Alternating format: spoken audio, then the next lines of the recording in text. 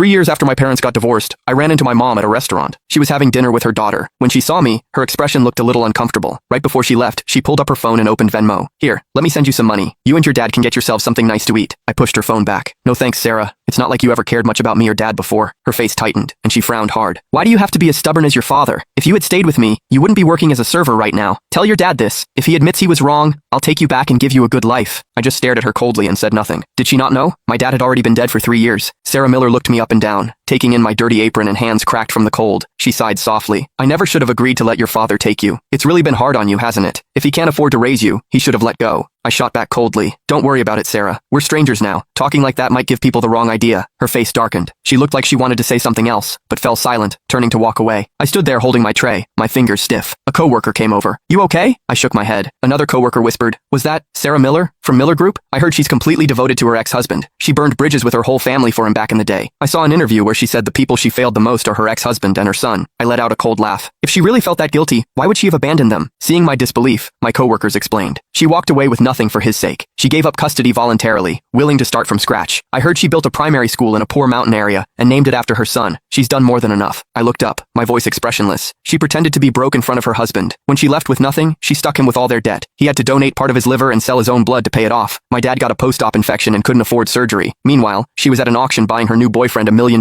watch. She wouldn't even pay for my dad's medical bills. And to protect some guy she was seeing, she hit me so hard she damaged my ear. I can't play the piano anymore because of her. Everyone went quiet. My coworker's eyes went wide. I stayed perfectly calm. Yeah, I'm her son. They shut up immediately. After a moment, one asked, but didn't you just say your dad is already... I didn't answer. Lowering my head to kept working, shutting out the gossip. After my shift, I bought a bunch of white chrysanthemums and a birthday cake. At the cemetery, I set the cake in front of the headstone, where my dad's smiling picture looked back. I crouched down, softly singing, Happy birthday. Happy birthday, Dad, I whispered. I ran into her today. I don't think she knows you're gone yet. The next day, the restaurant was eerily quiet when I showed up. My mom was sitting in the middle of the dining room, an untouched cup of tea in front of her. Her face was dark. The manager wiped sweat off his forehead, forcing a smile. Ms. Miller, we'll definitely look into what happened yesterday and get back to you with an explanation. Before he could finish, her eyes locked onto me, hitting me with a familiar wave of pressure. I walked over, my voice hard. Sarah, what do you want? She looked up, her tone ice cold. Something was wrong with your food yesterday. My daughter got sick on the way home. Her father is very upset. I smiled tightly. So, are you using this as an excuse to come after me? Or do you want to drag me and my dad over to apologize to Caleb like you did 3 years ago?